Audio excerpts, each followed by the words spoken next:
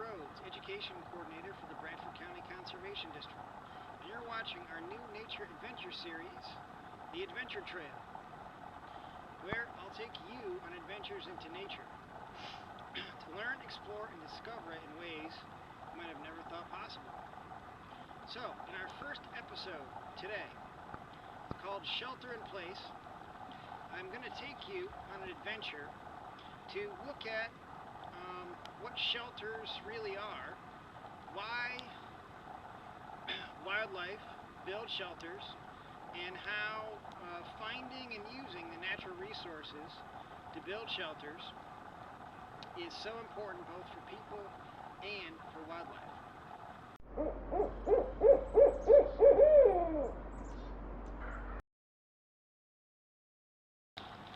Alright, so before we get into building our own shelter out of all natural materials that we're going to find in the woods or in our own backyard, we should probably talk about what a shelter really is and why it's important first. So, a shelter, all it really is, it's a barrier of protection from or between you and the environment. Okay, it's a barrier that protects you against the weather, like the rain that's hitting you right now. It could protect you against the hot sun, cold wind, a lot of different things in the environment that could make you really cold or too hot. Okay, so a shelter keeps you just the right temperature, keeps you dry, keeps you protected. So that's the other reason that wildlife build them. Okay, because there's a lot of species of wildlife that are prey for other animals. Okay, so shelters can protect wildlife against predators that are out to get them. Okay, so for all these reasons, shelters are so important for wildlife, but they're also important for people. Alright, so let's look at a few examples of some of the shelters that wildlife build all around us and how they work.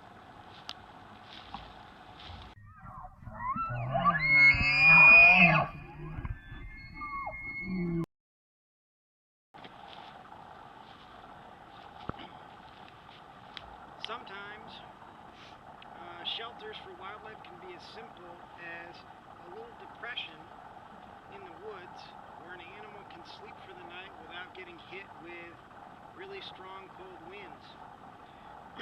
This in particular is a deer bed right here. And I can tell it's a deer bed by all these hairs that the deer left behind. Deer have hair instead of fur. The hair is actually hollow, and it helps them to trap heat and stay warm. So this animal, this deer, doesn't really need an elaborate burrow or nest or any kind of other shelter. The hair in their body is what provides them with the warmth they need to survive. Some other clues to help you figure this out. You can see that. That's actually deer scat or poop. And I know that it's deer and not something else by the shape. You can see how they're like tiny little egg-shaped pieces, which is different than a rabbit. Rabbit poop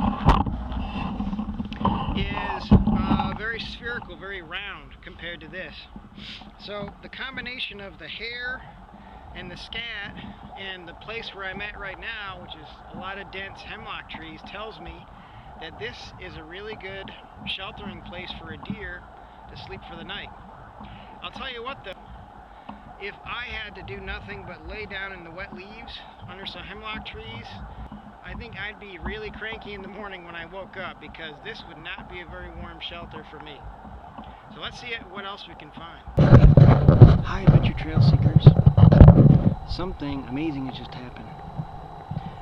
I'm out in my own backyard and wandering around. Basically my backyard is just a clump of brush and a deserted Christmas tree farm. Not very big, but there's amazing things you can find out here. Just like there is amazing things I'm sure you could find in your own backyard. Throughout this video you might have been watching me show you things that look like they're way out in the wilderness, and some of those scenes are pretty far out, but I want you to remember there's amazing nature that you can find in your own backyard all the time if you're just looking.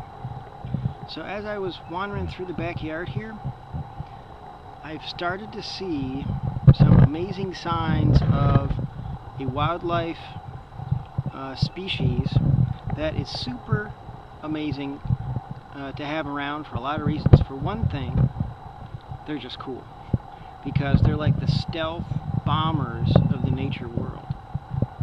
For the other thing, they actually help keep people healthy by reducing Lyme's disease risks. How do they do that? Basically, they eat a lot of small rodents like rats, mice, chipmunks, voles, even small squirrels that carry ticks and perpetuate Lyme's disease everywhere. It's the amazing thing about this little clump of Christmas trees and brush is that you would think by going in here, by walking around in here, you'd be covered with ticks. But this is one of the few places that I go where I never get ticks. It's amazing because I'm a tick magnet. They love to crawl on me and bite me, and if there's any ticks to be found, I always have them. But in here, there isn't any. And I'll give you a hint of what this animal is based on some signs that I started to see, and we're going to sneak up and I'm going to actually hopefully show you the physical animal. A lot of the time you only get to see the signs that something was there and it's now gone, but every so often, if you're quiet enough and if it's just the right kind of conditions, amazing things will happen. So I'm going to show you the first sign that I started to see that this cool animal was in this patch of woods. We'll see if you can figure it out. And then we're going to sneak up and I'm going to actually show you the animal because it's still out here. So we're going to have to be super quiet. Are you ready? So I'm going to turn you around. Okay, this is the first sign that I saw. I started to see these all over the ground. This is actually not poop. You might be thinking, oh, that's poop. Nope. This is actually called a pellet. It's different than poop. A pellet like this is actually regurgitated or thrown up by the animal that eats all these rodents in the woods. Okay? And you can actually see this is actually a piece of jawbone from a small rodent. Okay, you can see the teeth are really flat and they're good for, except for the front teeth, which are really sharp for cutting. The back teeth are like really good for grinding up plants. So there might be 2 or 3 different skeletons of 2 or 3 different small mammals in this pellet. And I'm seeing, I mean, most of this dark stuff is fur. So this animal that I'm going to show you, what it does is it tries to swallow small animals like this whole if it can. It digests everything that it can get out of the animal, and then it regurgitates a pellet. Kind of like that. Gross, right? But actually the pellet, there's nothing left of that animal besides bones and some fur. So it's not really that disgusting. It's mostly just stuff that animal couldn't use. So I'm going to walk down in here, and this is the very first time I've ever seen one of these animals that I'm going to show you in my whole life. There's a lot of different species of this animal around, but they're hard to find. Hopefully we can sneak up and I can actually show you the animal that left this pellet and a bunch of others in the woods. So let's be really super quiet and see if we can sneak up on it. You ready? Here we go.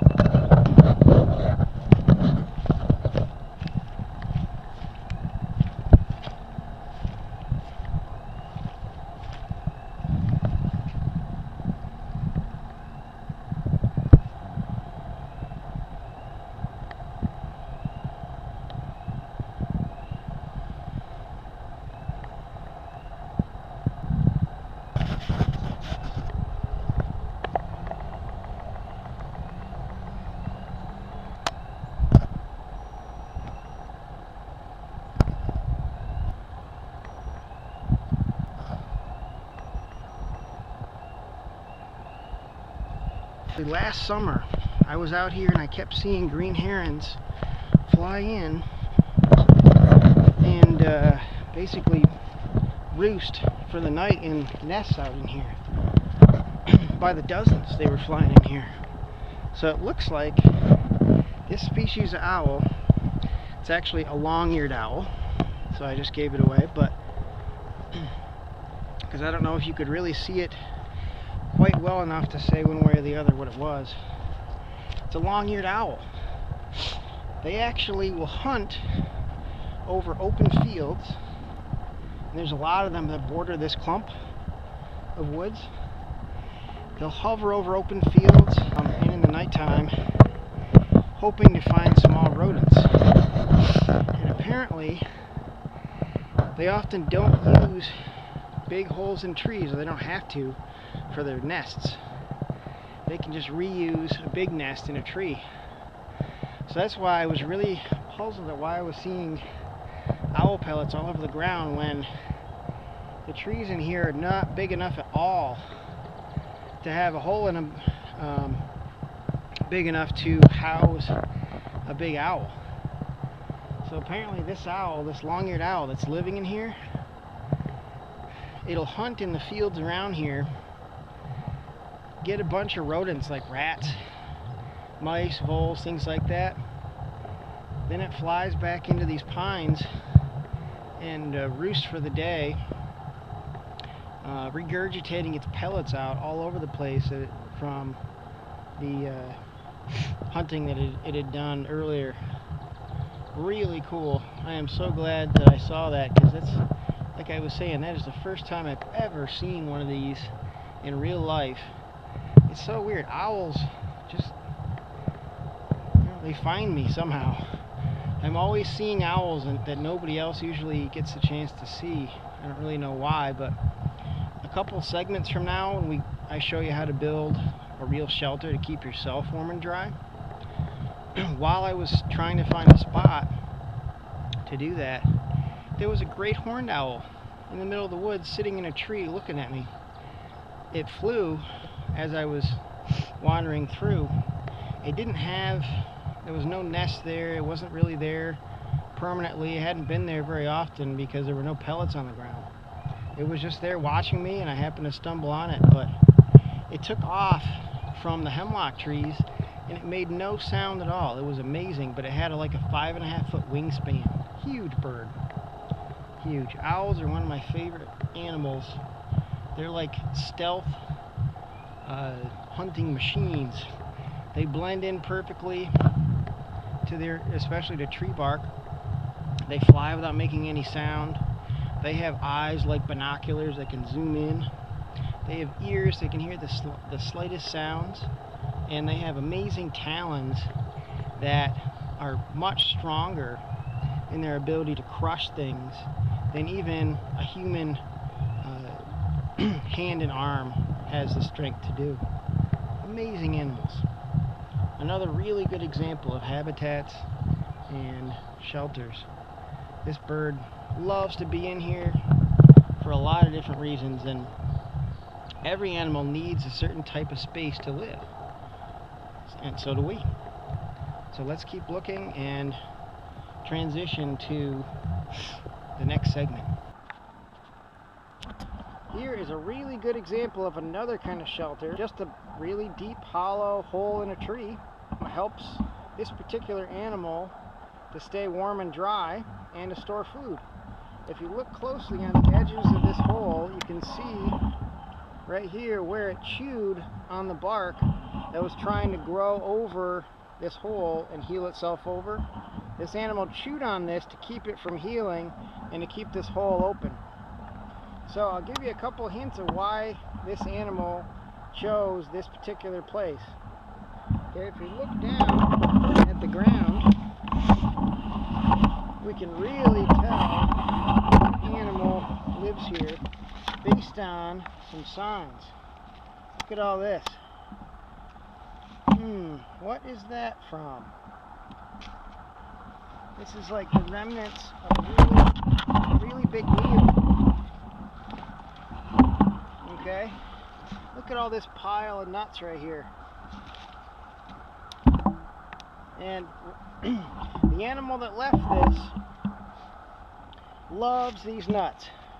Can you guess what they are? They drop from one of the most important trees in these woods, because this particular tree provides all these different animals with food.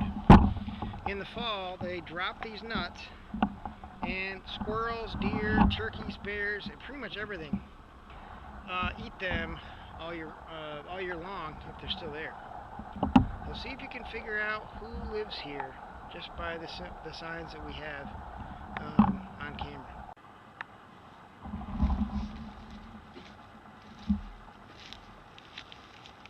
This is another really good example of a really good shelter that a lot of different types of wildlife might use. Just because it might be used by a certain species of wildlife at one time doesn't mean other species might not move in and reuse it at other times. But a hollow log, a rotten log, this would keep a lot of different small animals warm and dry, and it would provide them with a place to store food. Obviously not, something as big as a bear would go in there, but any number of raccoons, possums, squirrels, porcupines, even small predators, foxes maybe, who knows. Let's keep looking for shelters and see what we find. Here's another really good example of a shelter that a lot of different types of wildlife might use. The size of this, if you look in comparison to my hand, it's not more than maybe 5 inches across the hole here. So it's not a large animal that made this, but other large animals do live in burrows like this. And depending on the size of the opening, it can really tell you what might live there. I found everything from coyote dens, fox dens, even bears will dig out places underneath rotten trees and things to stay for the winter. So there's a lot of clues to look for, including tracks, scat, hair or fur, even bits of food maybe they left behind that will tell you who's living where and what they're up to. I could spend the whole day trying to find more shelters for you that wildlife has made. There's a lot more around here. But I want to get into our first adventure challenge, which is to build a hand shelter.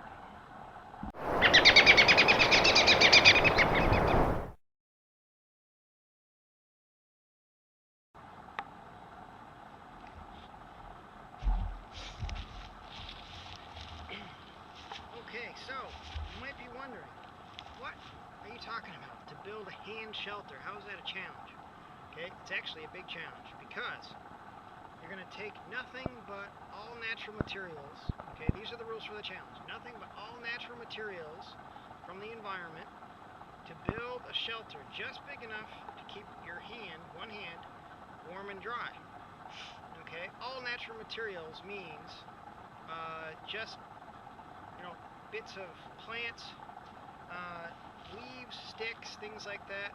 All natural materials, things from the environment, do not include trash, plastic, bottles, things like that, things that could hurt you, okay? The other rule for this challenge is you cannot harm a living thing to build your shelter, okay? So, I don't want to see you guys ripping, live branches off of trees, breaking off little seedlings. You're only going to use dead things, okay? Things like leaves that fell onto the ground from last fall, dead branches.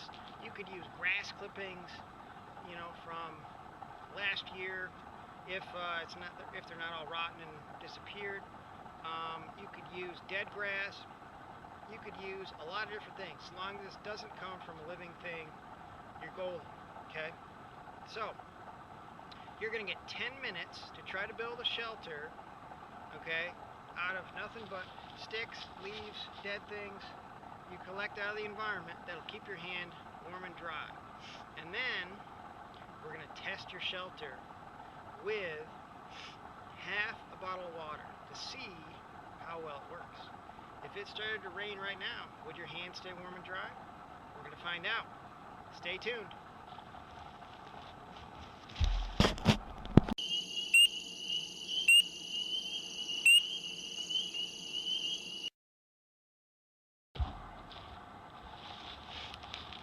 Hello again. So, how did it go? Which hand shelter was the best as far as keeping your hand dry? What do you think were some of the reasons why it worked? And if it didn't work, why do you think it didn't work? These are all really good questions, and thinking about those things can really help you figure out how to build a shelter that will work in real life. So while you guys were doing this challenge, I was gathering some materials to build my own hand shelter. So I wanted to show you really quick how I would build a miniaturized version of a real-life shelter that works really well to keep a person warm and dry in this kind of environment where there's a lot of leaves, there's a lot of sticks. It's called the debris hut. Okay, so I'm going to stop talking and start working, and we'll see what it looks like in the end. Here we go.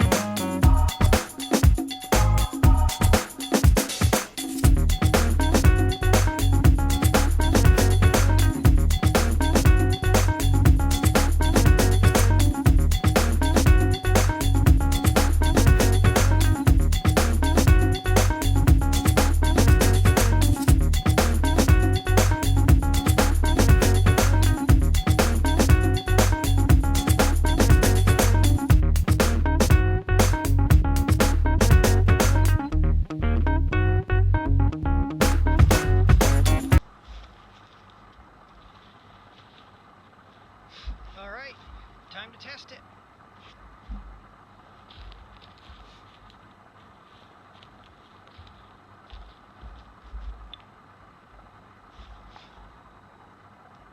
Time to put the hand in.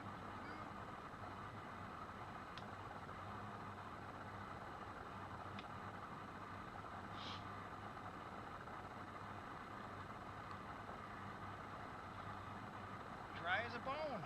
Worked like a charm. So how did this work? The secret is in the insulation right here, the leaves. All these sticks that I laid up in there,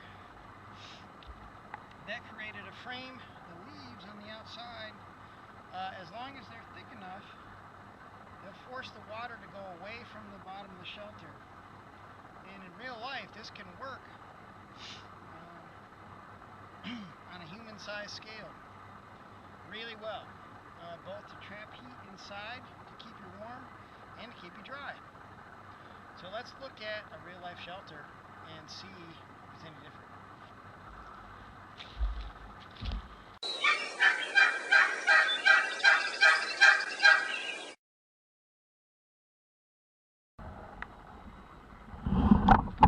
Hello again.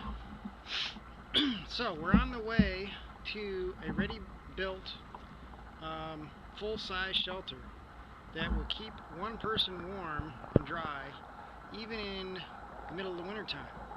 But as we walk up to it, I want to show you how much material it really takes to build even a minimally successful shelter along those lines. So I'm going to turn you around. I'm going to show you all the leaves it took to build a shelter that's like just barely good enough to keep you dry in a very light rainstorm.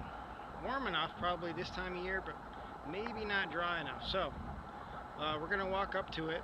Take a look here.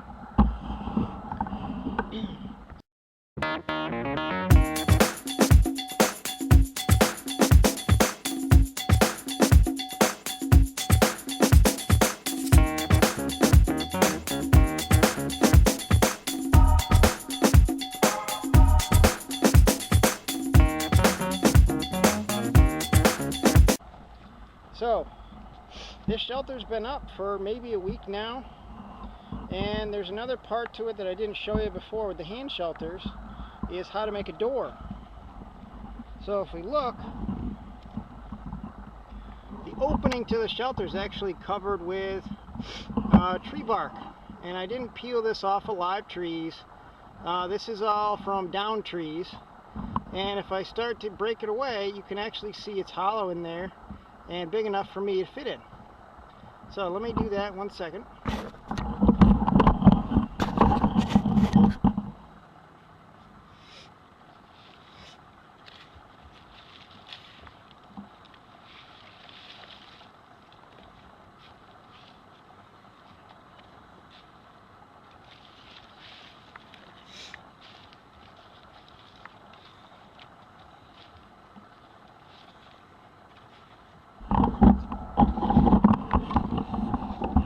Basically, this works by trapping your body heat inside to keep yourself warm. So if you have a really big shelter with really big roof and everything, it's going to take a lot of your body heat to fill up that space and keep you warm. And if it's too big, it might not keep you warm at all. Okay, so you might notice a bucket here too. I actually tested this last week, and there was just a tiny trickle of water that came through, just a few drops, but so that'd be enough for a small to medium-sized storm, but not enough to keep you dry if it rained like all night. So I'd have to double the amount of leaves on this shelter to make it waterproof in a storm like that.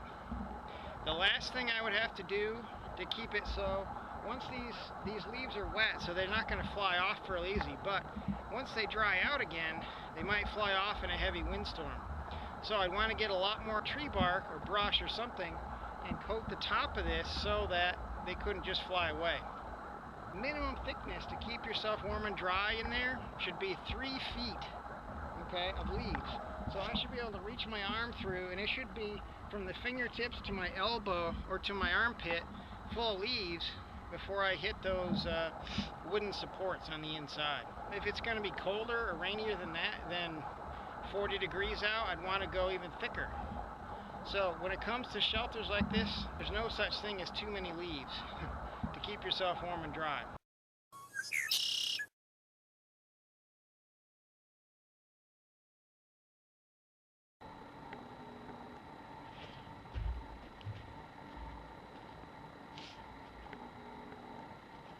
Hello again.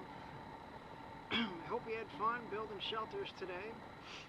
Before you go out and try to build a shelter like this, a big one, there was a couple other safety tips I wanted to share with you so you didn't end up in a tough situation. For one thing, if you're going to build a shelter out in the woods and actually stay in it, you're going to want to look up first to see if there's any dead trees around you, because that could be a hazard.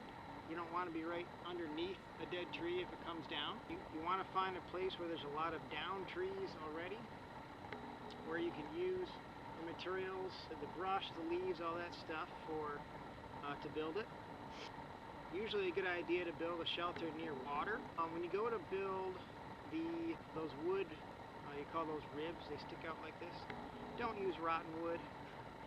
In fact, the pole, there's one big ridge pole it's called, and it kind of runs all the way down from the bottom up to the top there to support all those ribs. That ridge pole has got to be really strong to support the weight of that whole shelter. You don't want it to collapse while you're in it.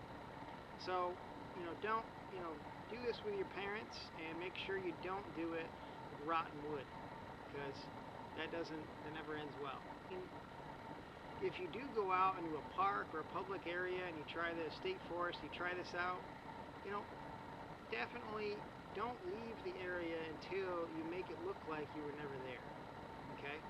Because, there's enough problems in the parks and in our natural areas, there's enough impacts without us making it worse. So, it's always a good idea to make it look like you were never there.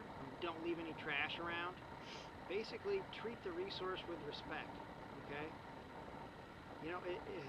When it comes to survival, we looked at a lot of wildlife habitats, homes, shelters today.